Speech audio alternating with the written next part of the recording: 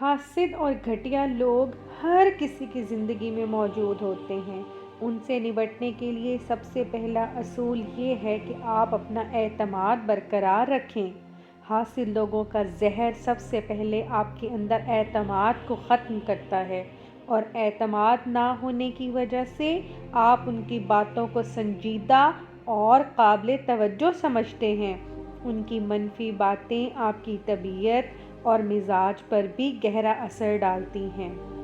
بس آپ یہی خیال کریں کہ حاسد لوگ آپ کی کامیابی یا خوشی برداشت نہیں کر سکتے۔